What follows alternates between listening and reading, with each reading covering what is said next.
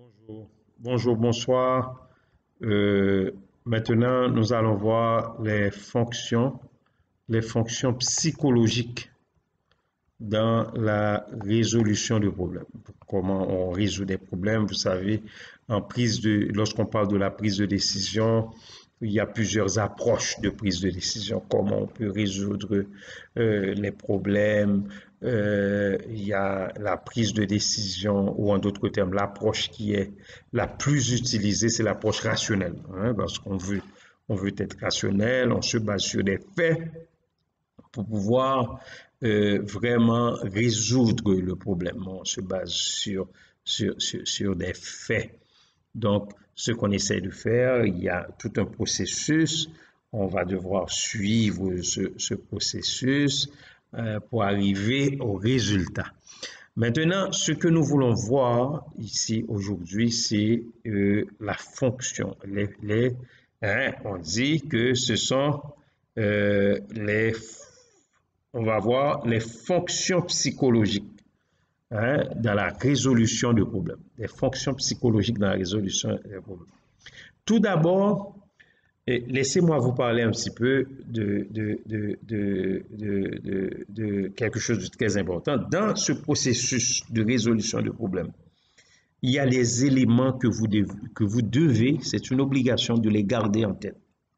D'abord, tous les événements ne sont pas importants au même niveau. On ne peut pas on ne peut pas classer tous les événements. Il y a des gens qui classent tout ce qui se passe au même niveau. C'est pas vrai. Il y a toujours priorité des priorités. Et des fois, vous allez voir, il y a des gens qui vont vous dire que tout est prioritaire. Mais ça, c'est vraiment une approche farfelue. C'est pas vrai. Il y a toujours priorité des priorités. Et ça qui va nous permettre d'avancer. Et puis, tout imprévu n'est pas une crise. Okay. Des fois, dans des familles, il y a quelque chose qui se passe. Oh, la personne, tout est une crise. Non, c'est pas. Peut y avoir des imprévus.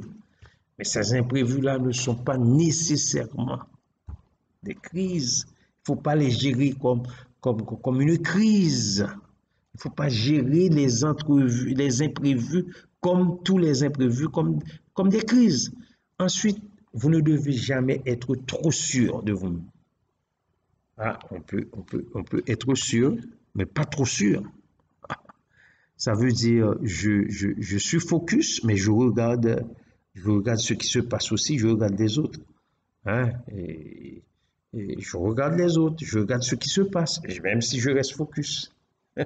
Mais je regarde. Il ne faut pas avoir un comportement très restreint là. OK? Et aussi, ne prenez pas de décision complexe. C'est pas une petite décision, non? Avec en même peu d'informations. C'est pas bon de le faire. Ne prenez pas de décision complexe avec peu d'informations en main. Ensuite, il faut évaluer les corrélations qui existent entre les divers facteurs impliqués dans une prise de décision. Il ne faut pas regarder seulement un facteur, il faut regarder l'interaction, les corrélations qui existent entre vraiment les facteurs. Donc, ensuite, éviter de voir qu'un facteur à la fois en négligeant les autres. Hein, c'est pas bon de le faire.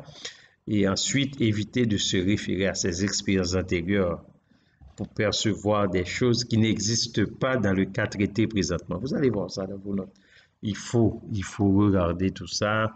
Il faut éviter de se référer à ces expériences. Il y a des fois, les expériences antérieures n'ont rien à voir avec le problème qu'on veut résoudre. OK? Donc, c'est très important. Les fonctions psychologiques. Chers amis, il y a un spécialiste qui s'appelle C.J. Young. Il dit à tout le monde, il dit à vous autres, à moi-même, que les préférences structurent le conscient. OK? Ça veut dire quoi? Ça veut dire l'être humain a des préférences qui sont des fois naturelles. qui vont venir de façon naturelle. Et là, on prend des décisions, des fois, vous allez voir, selon un type d'orientation. Ça veut dire chaque personne a un type d'orientation, le type qui est dominant. OK? C'est pour cette raison qu'on parle des gens qui sont extrovertis et des gens qui sont intro. Ça, c'est, il y a les gens qui sont calmes de façon naturelle. Il y en a d'autres qui aiment parler, aiment faire des discussions, aiment parler avec les gens. OK? Donc, c'est ça. Il y a les gens qui sont tournés vers l'objet. Il y a les gens qui sont, dans un certain sens, qui sont un petit peu tournés vers le sujet. OK? Donc, c'est introversion et extra ou extro, c'est la même chose, version. OK? Donc, donc, il y a les dispositions qui sont vraiment innées que nous retrouvons dans, par exemple, dans une même famille, on peut trouver des gens intro et des gens extra ou extrovertis. C'est la même chose. OK? Donc, il va toujours avoir un type qui va être dominant. Je vous donne un exemple. Par exemple, je suis à l'aise avec les personnes et l'environnement. Ça, c'est extro. Je suis plus à l'aise avec les idées. Ça, c'est intro. Je suis à l'aise dans la foule. Ça, c'est extro. Je suis à l'aise seul. Hein, ça, c'est intro. Vous pouvez toujours regarder et tout ça. Je profite de mes loisirs. Ça, c'est extro. OK? Donc, vous allez voir ces éléments-là lorsque vous allez regarder les notes. OK? Donc, dans Young nous dit qu'il y a les fonctions psychologiques, il les appelle également des processus mentaux, qui sont au nombre de 4. Il y a la sensation, c'est sous-entendu, hein, sous-entendu, ça veut dire la sensation, on parle de notre faculté à nous placer dans et à percevoir le présent. OK?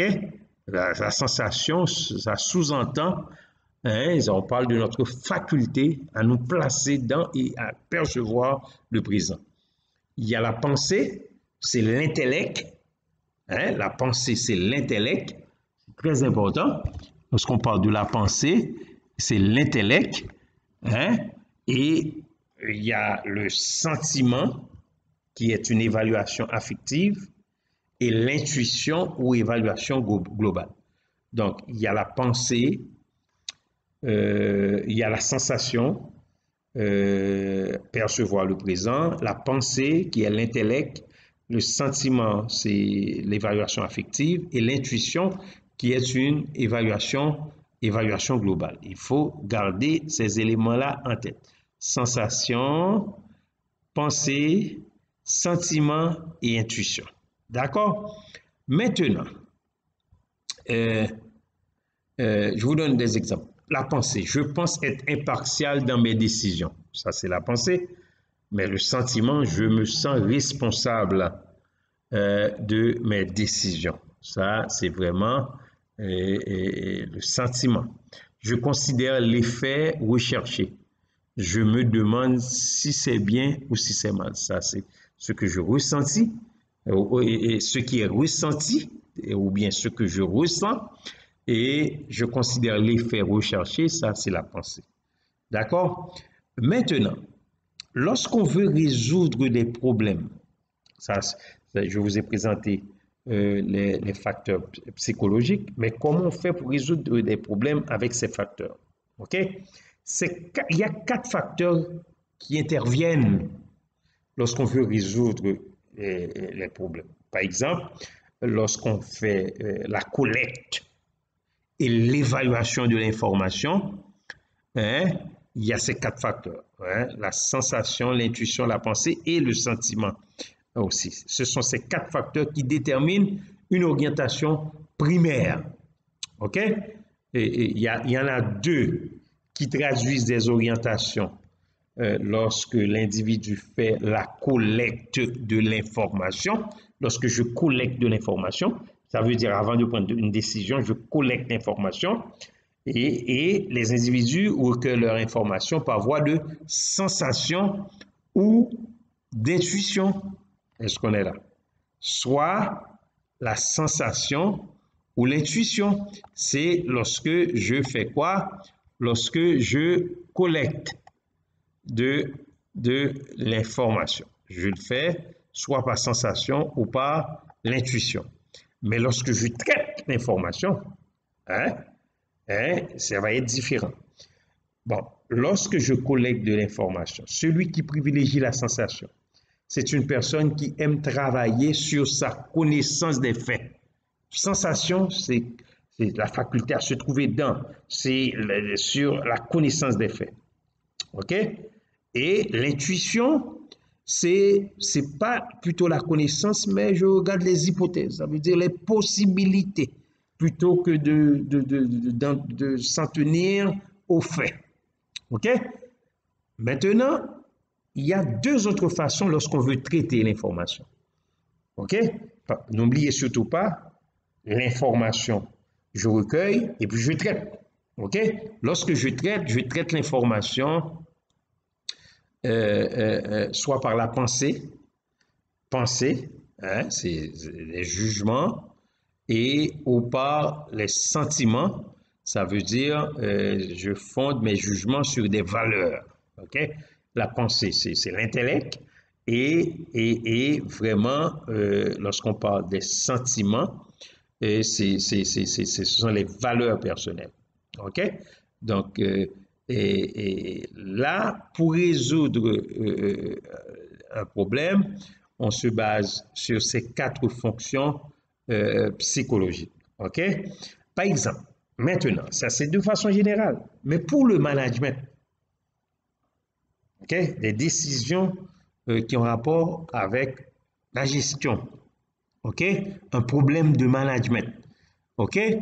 Un manager qui appartient à un type sensation-pensée, c'est un manager qui va mettre beaucoup d'accent sur des règles, sur des règlements.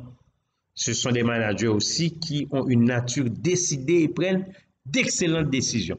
C'est un manager de style sensation et puis pensée. OK? Le manager qui appartient au type intuition, n'oubliez surtout pas, intuition, c'est échafauder des hypothèses, hein? C'est intuition pensée, hein? Et c'est un architecte du progrès. OK? Il cherche à savoir pourquoi les événements se produisent. OK? Mais un manager qui appartient au type sensation-sentiment, il est très pratique, très pragmatique. Et il sait traiter des problèmes concrets avec beaucoup de méthodes. OK? Et là, un manager qui appartient au type intuition-sentiment, il va s'appuyer sur son charisme personnel et sur son attention aux personnes qu'il dirige. OK? On dit que ces gens de managers sont comme des chefs de brigade, chefs de la brigade. OK? Donc, tout ce qui est important, c'est de savoir les quatre fonctions psychologiques. OK?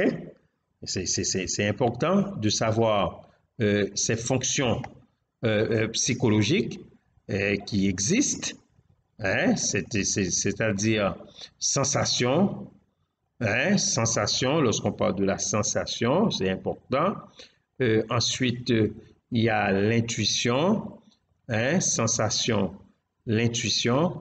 Il y a pensée, hein? Il y a sentiment et puis pensée. Donc, sensation, pensée, sentiment, intuition. Et pour résoudre un problème en management, on a fait une combinaison de ces facteurs pour pouvoir avoir, là, on voit quel type de manager qui fait quoi dans telle ou telle situation. D'accord? OK. Donc, merci beaucoup et vraiment, je vous dis à la prochaine. D'accord? OK.